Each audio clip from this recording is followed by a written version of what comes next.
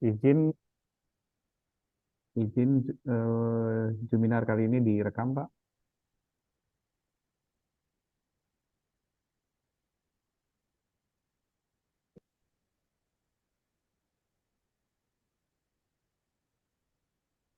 Baik, Bismillahirrahmanirrahim. Assalamualaikum warahmatullahi wabarakatuh. Selamat siang, salam sejahtera bagi kita semua. Pertama-tama, marilah kita ucapkan puji syukur kehadirat Allah Subhanahu wa Ta'ala, Tuhan Yang Maha Esa, karena pada siang hari ini kita bisa berkumpul lagi di acara Zuminar. Dan kali ini kita akan berbincang dan berdiskusi mengenai peluang ekspor maupun impor dengan atas perdagangan Beijing. Alhamdulillah sudah ada di ruang Zoom kita, yaitu Bapak Buti Hansyah atas perdagangan Beijing. Kami ucapkan terima kasih kepada teman-teman UKM ekspor seluruh Indonesia yang sudah hadir pada acara siang hari ini. Nah, pada hari ini mudah-mudahan tentu saja kita akan mendapatkan informasi yang sangat penting dari Bapak Budi Hansyah sebagai atas perdagangan Beijing, dan nanti ini berkaitan dengan rencana tur bisnis kita ke China bulan Januari. Jadi teman-teman, kita manfaatkan informasi dari Bapak Budi untuk nanti kita persiapkan bagi teman-teman yang ingin ikut acara tur bisnis nanti bulan Januari. Nanti akan kami informasikan lebih lanjut mengenai detail acara tersebut. Izin Pak Budi, kami perkenalkan teman-teman UMKM ekspor dari seluruh Indonesia. Kami adalah member dari Go Export, dari Global Trade, dan dari Export Import Academy. Nah, kami mengadakan pelatihan ekspor, Pak, ke seluruh kota di Indonesia, dan member-member yang telah bergabung tidak hanya kami berikan pengetahuan akan ekspor, tapi juga tiap bulan kami rutin mengadakan Zuminar dengan atas perdagangan maupun pihak-pihak lain yang berkaitan dengan ekspor. Tanggal 15 nanti insya Allah kita akan Zuminar juga dengan Ibu Wati dari Amerika Serikat nanti mengenai sertifikasi FDA. Jadi teman-teman tanggal 15 kita juga ada Zuminar, jangan lupa. Itu acara rutin kita tiap bulan. Jadi tidak hanya teman-teman mendapatkan pelatihan, tapi kita juga memberikan informasi-informasi tambahan bagi teman-teman. Untuk mempersingkat waktu, demikian perkenalan mengenai kami, Pak Budi. Seterusnya layar dan ruang kami berikan kepada Pak Budi Hansyah. Demikian, terima kasih. Silakan Pak Budi. Mohon maaf masih di mute, Pak. Ya, oke Pak. Assalamualaikum warahmatullahi wabarakatuh. Selamat sore waktu Beijing, selamat siang waktu di Indonesia. Terima kasih Pak Roni sudah mengundang kami untuk bisa sharing informasi. Mungkin juga nanti kita juga bisa sama-sama dapat insight. Saya juga mungkin bisa dapat masukan terkait dengan kegiatan yang Bapak lakukan bersama teman-teman di Indonesia terkait membantu pelaku UKM kita dalam melakukan promosi maupun juga memahami aturan maupun tata cara masuk ke khususnya ke pasar China. Siang ini saya singkat saja mungkin ya, nggak terlalu panjang, jadi sekedar informasi. Pasar China merupakan pasar yang besar sekali. Kebetulan kita juga merupakan negara mitra terbesar Indonesia di sini di China. Jadi neraca perdagangan kita dengan China juga baru berapa bulan ini turun, sebelumnya kita naik terus. Nah, hal ini dikarenakan juga karena produk mineral kita banyak diimpor oleh China, jadi hal itu merupakan hal yang sangat baik. Namun saat ini dikarenakan masalah harga yang sedang turun, jadi impor kita juga terkendala nih, jadi menurun juga impor kita. Nah, ini merupakan kesempatan untuk kita juga, karena kita juga di sini juga mencoba meningkatkan ekspor Indonesia tidak hanya based on produk mineral, jadi kita juga mencoba meningkatkan ekspor kita selain produk mineral. Jadi untuk produk konsumsi, produk kerajinan, nah itu kita coba masukkan juga ke China, termasuk furniture yang saat ini kita juga masih cari peluang pasarnya, karena terus terang kebanyakan China itu kan mereka sudah mandiri ya, jadi mereka bisa datang sendiri ke Indonesia, bisa langsung datang ke pengrajin, ke nelayan, ke petani, mereka bisa langsung beli produk-produk Indonesia.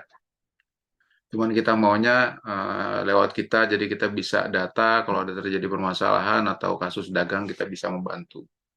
Jadi di sini Bapak Ibu sekalian, saya bertugas sebagai atas perdagangan, kebetulan ditempatkan di kedutaan besar kita di Kota Beijing. Lalu selain saya juga ada perwakilan Kementerian Perdagangan. Saya dari Kementerian Perdagangan, Bapak Ibu, ada wakil saya kebetulan juga ada juga kita punya yang namanya Indonesia Trade Promotion Center. Itu adanya di kota kedua, itu adanya di kota Shanghai yang kita punya. Jadi kita cuma punya 2 perwakilan perdagangan di sini, selain tim dari Kemenlu yang ada bidang ekonomi di sini, kami juga ada atas perdagangan dan juga Indonesia Trade Promotion Center yang ada di kota Shanghai. Nah, kegiatan kami di sini membantu Bapak Ibu pelaku usaha untuk melakukan promosi perdagangan, membantu menginformasikan masalah aturan terkait di negara China dan juga mengatasi hambatan-hambatan yang terjadi. Misalkan Bapak Ibu sudah melakukan komunikasi atau hubungan dagangan dengan rekan dari China, ada permasalahan atau ada penipuan segala macam, nah kita coba bantu memfasilitasi. Terkait itu produk-produk Indonesia cukup banyak sudah masuk ke China. Kita juga di sini kebetulan saya belum lama, baru 9 bulan bertugas di sini. Kita mengupayakan tahun 2023 ini saya mencoba untuk fokus ke produk makanan dan minuman olahan, terutama ke snack dan juga kopi yang kebetulan sangat booming saat ini di sini. Untuk tahun depan rencana kami mungkin masih di produk makanan minuman juga, selain itu juga produk agriculture. Sekarang ini sudah mulai akan dilaksanakan karena untuk ke China ini agak susah Bapak Ibu ya. Jadi semenjak tahun 2021 kemarin ada protokol dari namanya China Custom, General Administration of China Custom. Jadi kayak bea cukainya Indonesia. Jadi mereka mensyaratkan produk-produk yang masuk ke China, nggak cuma dari Indonesia, dari seluruh dunia, yang masuk ke China harus terdaftar di China Custom. Nah, proses pendaftarannya itu juga rumit, makan waktu, dan juga untuk beberapa produk yang dikonsumsi oleh manusia, mereka mensyaratkan harus lewat badan otoritas yang ditunjuk oleh China Custom ini. Untuk produk dari Indonesia, badan otoritas yang ditunjuk, itu untuk produk agriculture itu Balai Karantina Pertanian, untuk produk perikanan itu dan turunannya itu ke Balai Karantina Perikanan. Selain dua produk itu yang dikonsumsi atau digunakan oleh manusia ataupun hewan, turunannya di produk tadi ataupun produk snack-snack itu bisa lakukan registrasi mandiri atau melakukan dibantu oleh BP POM. Nah, 3 otoritas ini di Indonesia yang membantu Bapak Ibu untuk mendaftarkan produknya dan perusahaannya di China Custom. Untuk mandiri bisa juga seperti produk olahan, seperti misalnya yang gampang kopi bubuk itu sudah bisa melakukan pendaftaran mandiri atau kopi saset. Tapi untuk binnya, yang masih bin yang belum di roasted harus dibantu oleh Balai Karantina Pertanian. Begitu juga produk perikanan, Bapak Ibu, produk perikanan yang ikan beku ataupun ikan olahan itu harus dibantu oleh otoritas yang ditunjuk, yaitu Balai Karantina Perikanan. Nah, ini merupakan bentuk apa namanya? Kalau kita bilang kayak semacam hambatan perdagangan lah untuk negara-negara mitra China sebenarnya. Jadi mereka mensyaratkan itu, jadi tidak mudah produk-produk dari luar untuk masuk ke China. Beda dengan kita ya, kita banyak sekali produk-produk Cina yang membanjiri pasar kita, dan itu juga terus terang itu jadi PR kita di sini juga, terutama kami di KBRI di sini sebagai atas perdagangan, kita harus men-sharing, harus memfilter produk-produk mana yang bisa masuk ke Indonesia, jadi tidak bisa semudah itu masuk ke Indonesia karena nanti takutnya di sana jadi sampah atau produk tersebut kurang berkenan dengan produk kita, dengan konsumen kita ataupun membahayakan konsumen Indonesia. Nah, itu kita di sini harus berhati-hati sekali dalam rangka memberikan izin untuk masuk memasarkan produknya di Indonesia. Nah, terkait itu juga kami juga sangat senang sekali misalkan Bapak Ibu bisa berpartisipasi di sini.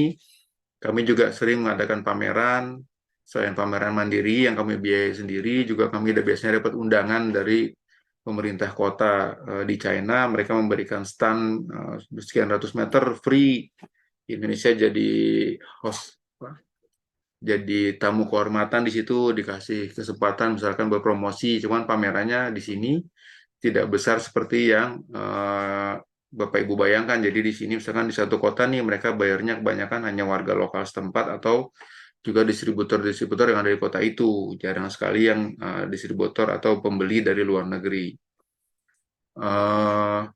Jadi juga di sini juga kami juga nanti kalau bisa Bapak Ibu sekalian yang memang sudah memenuhi persyaratan untuk ekspor, produknya sudah memenuhi standar ekspor, untuk produk kerajinan, untuk produk makanan juga harus registrasi seperti yang sudah saya sampaikan tadi, sudah mempunyai izin untuk melakukan edar di China, nanti bisa kita undang untuk melakukan pameran di sini.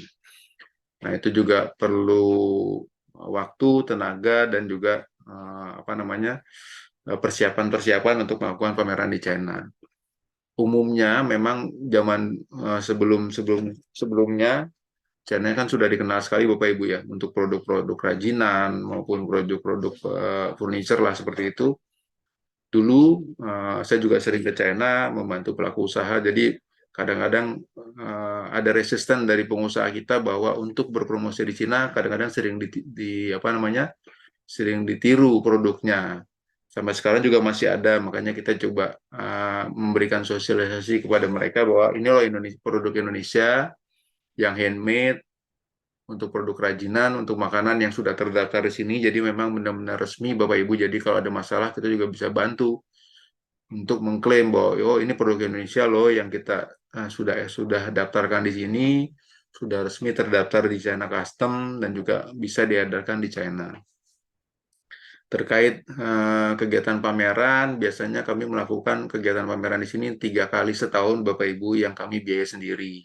Nah, selain itu juga ada kegiatan yang kami kerjasama dengan Kementerian Perdagangan di Jakarta dan juga ada juga pameran-pameran lain yang juga dikerjasamakan dengan kementerian terkait, misalkan Kementerian Perikanan, Kementerian Pertanian maupun Kementerian UKM.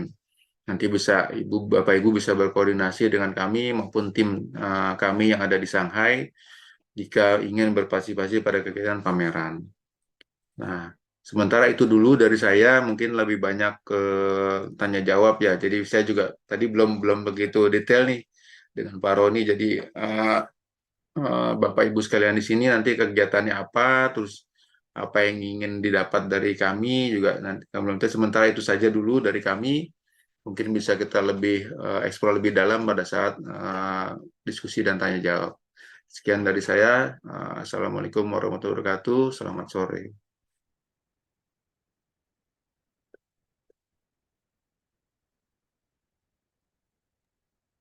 Waalaikumsalam warahmatullahi wabarakatuh. Ya Pak, silakan bagi teman-teman yang ingin bertanya, silakan raise hand. Sementara sambil menunggu Pak, kalau untuk produk-produk seperti furniture, apakah harus terdaftar juga Pak? Dan ke lembaga apa ya daftarnya Pak? Kalau furniture itu bisa ada didaftarkan di China Custom juga, Pak. Nanti dilihat produknya apa, nanti kita coba cek HS Custom. HS-nya apa? HS-nya berapa, nomor HS-nya nanti kita coba cek, Pak, di China Custom, Pak.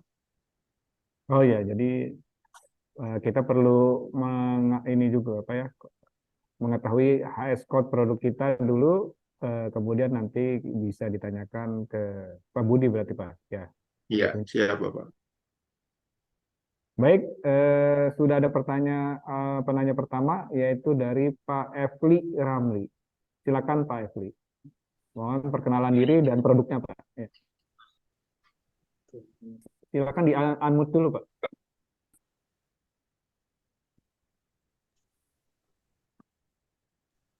Pak Efri. Iya. Selamat siang Pak Dimas. Salam sehat Pak Budi. Apa kabar Pak Budi? Sehat Pak Afri. Oh, apa kabar Pak? Sehat Pak. Kabar baik Pak Budi. Itu masalah saya kemarin itu belum selesai juga sampai sekarang Pak. Iya, betul Pak. Orangnya menghilang Pak. Iya, masa dia bayar cuma $200 Pak, tagihannya 14.000 dulu. Jadi begini Pak Budi. Pak Dimas, produk saya produk yang laku di China. Sekarang ada perusahaan cukup besar di China membeli saya bergerak di bidang pengolahan sabut kelapa, itu berupa kokopit, sama coco fiber.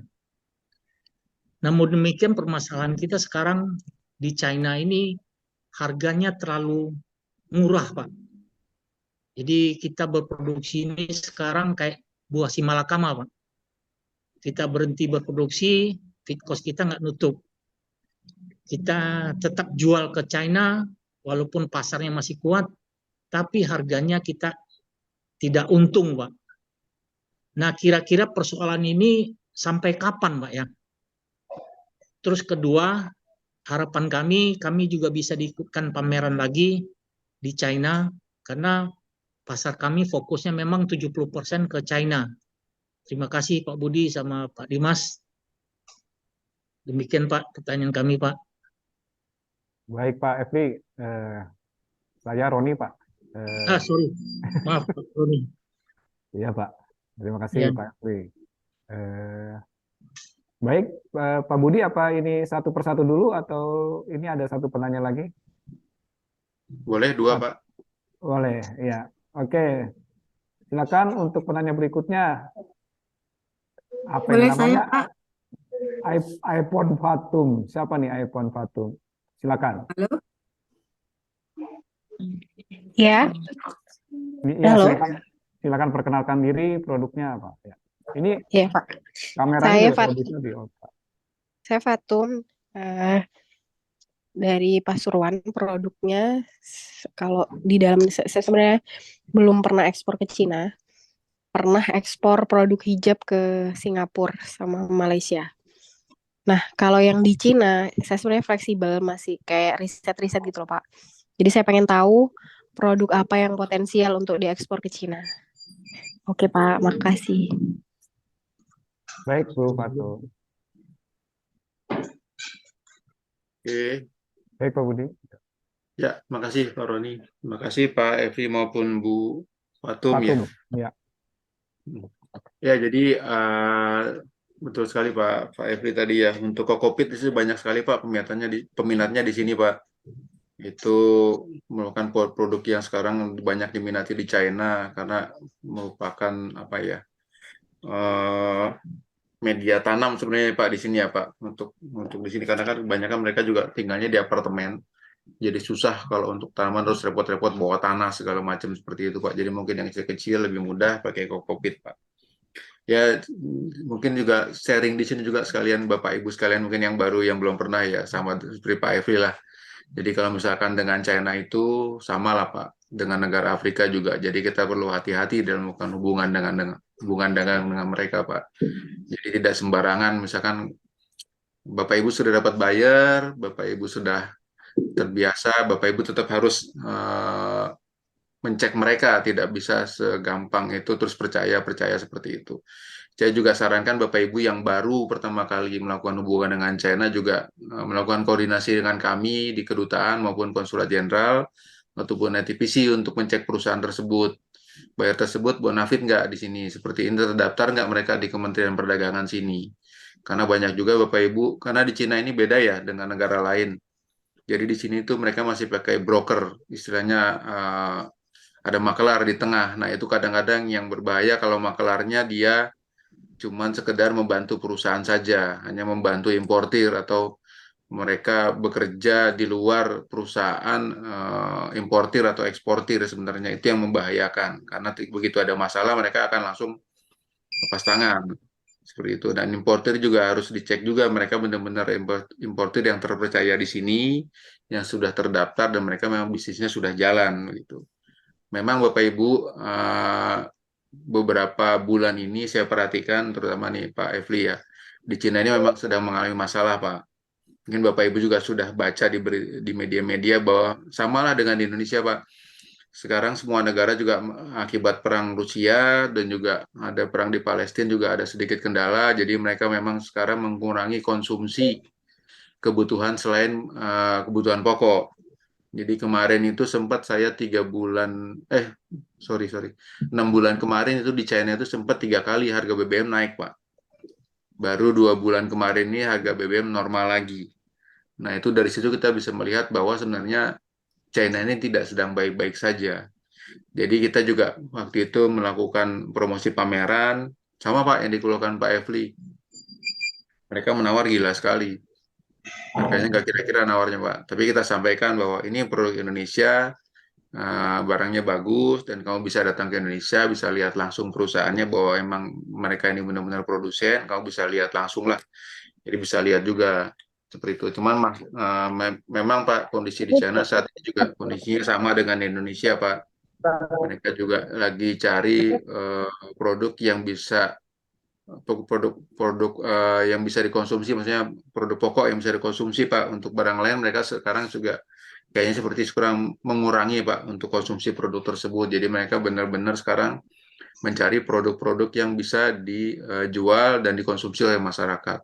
Kemarin kami datang ke Trade Expo juga di bulan Oktober ke Indonesia Pak, bawa buyer dari China itu. Kami bekerja sama dengan KJRI kita di Guangzhou, terus juga ITPC dan KJRI kita di Shanghai. Kita bawa 221 buyer Pak. Itu mereka rata-rata cari produknya makanan minuman olahan Pak. Itu yang mereka cari dari Indonesia, karena mereka juga sekarang sudah mulai hidup sehat, jadi cari produk-produk dari luar yang sehat dan juga murah Pak. Ya itu yang dicari sama mereka. Nah ini sebenarnya kesempatan buat kita. Kenapa? Karena kita punya produk kesehatan, cuman harganya kita bersaing. Kita bilang sama mereka, ini produk Indonesia bersaing, nggak bisa murah. Memang ya kondisinya seperti ini, karena kan juga kita juga produknya sudah apa namanya sustainable dan juga sudah memenuhi persyaratan kesehatan. Dibandingkan dengan negara lain kita sudah lebih bagus lah. Cuman permasalahan yang di Cina ini mungkin kemasan kita kurang bagus ya Pak. Itu saja mungkin yang mereka keluhkan dari kita. Nah mungkin bisa dibantu nanti misalkan mereka juga sudah tertarik membeli produk Bapak Ibu, nanti bisa didiskusikan. Oh untuk kemasannya mereka bisa bantu nggak? Kasih desain kemasan. Karena nanti juga di kemasan itu harus tertulis nomor GIA-CC-nya terdaftar di situ. Jadi barang itu baru bisa masuk ke China.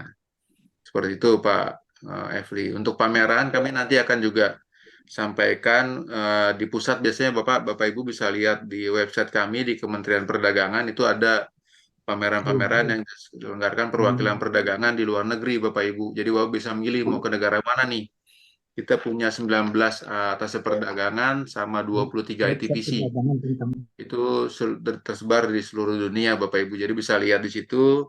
Bapak Ibu mau ikut pameran di mana nanti bisa koordinasi di situ. Kita juga punya namanya INA Ekspor di Kementerian Perdagangan. Itu Bapak Ibu bisa mendaftar di situ free, gratis. Di situ ada juga virtual exhibition. Bapak Ibu bisa mempromosikan produknya secara virtual di situ, memberikan foto. Nanti kami juga kalau ada bayar-bayar biasanya juga sampaikan ke sana Bapak Ibu. Ini ada bayar cari produk ini nih, silahkan. Nah, kalau mereka mau datang ke Indonesia bisa juga kita bisa koordinasi.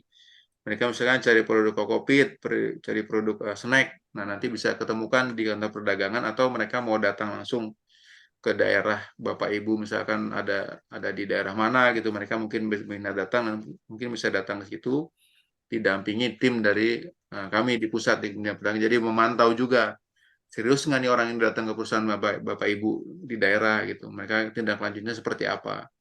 Jadi benar-benar kita pantau Bapak Ibu, jadi jangan sampai mereka datang ke Indonesia hanya untuk jalan-jalan terus mengadu domba di Indonesia. Oh, produk ini lebih murah ya dari produk itu. Ya kita nggak mau seperti itu. Jadi benar-benar yang kita fasilitasi pembeli yang benar-benar membeli produk-produk Indonesia. Lalu selanjutnya dari Ibu Fatum tadi, potensinya banyak Bu di sini. Hampir penduduknya 1,2 miliaran lebih Bu di sini. Nah mereka itu butuh sekali terutama makanan minuman sehat yang mereka utamakan sekarang ya.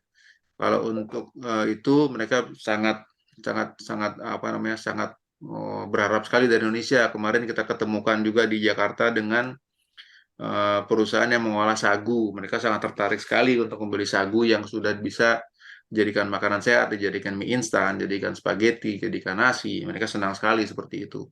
Dan juga di sini juga selain itu mereka suka minuman sehat, juga produk yang unggulan dari kita sebenarnya yang buat kesehatan mereka senang sekali, cuman harus ada protokol. Nah, ini ada beberapa produk yang sampai saat ini masih belum ada protokolnya, Bapak Ibu sekalian.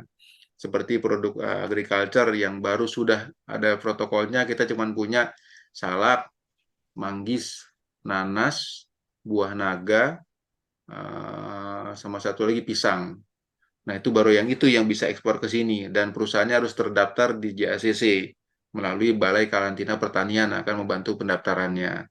Produk lain kita masih coba ajukan. Nah, yang sudah mogol ini satu lagi produk kelapa. Produk kelapa di sini China sangat butuh sekali kelapa dari Indonesia. Ada perusahaan di Hainan yang mereka memproduksi minuman kelapa itu ambil 1 kapal setiap bulan. 1 kapal full dari Indonesia, dari wilayah timur. Nah, itu di sini banyak sekali potensinya, Bapak Ibu sekalian. Untuk produk perhiasan, handicraft di sini ada, cuman ya kita juga harus tahu bahwa di Cina juga gampang sekali bikin produk-produk seperti itu. Jadi ya memang harganya bersaing, Bapak Ibu sekalian, bisa masuk cuman harganya bersaing. Nah, mungkin kita masih ada kendala kalau masuk ke sini ya terkait harga. Karena terus terang Indonesia ke China lebih murah mereka melakukan ekspedisi dari China ke Indonesia. Kalau Indonesia ke China itu mahal sekali biaya ininya, deliverynya. Nah, ini merupakan salah satu hal yang mesti Bapak Ibu perhatikan juga. Untuk produk-produk selain makanan minuman, tadi sudah sampaikan handicraft. Untuk baju di sini kebetulan untuk yang produk muslim di sini masih di beberapa kota saja, belum semua banyak muslim di sini ya. Karena juga ada kota-kota yang di Uighur, terus ada di kota muslim di sini yang mereka juga butuh. Cuman mereka biasanya kan pakaiannya pakai pakaian setempat, Bapak Ibu, yang sudah menyesuaikan dengan kondisi alam di sini. Karena di sini beda dengan Indonesia yang cuma 2 musim, di sini ada 4 musim. Nah, sekarang ini sejak bulan kemarin Oktober sudah mulai musim dingin di sini sampai Maret. Nah, itu musim dingin panjang, mereka biasanya baju tebal seperti itu. Untuk muslimnya juga sama lah, mereka menggunakan jaket-jaket yang tebal seperti itu. Potensinya ada, cuman kita perlu pelajari lagi dengan cara apa ya. Kita harus coba dulu masuk ke negara ini, mempromosikan produk kita sambil melihat kira-kira potensi di sini masuk nggak nih produk kita. Seperti itu, Bu Patung. Terima kasih.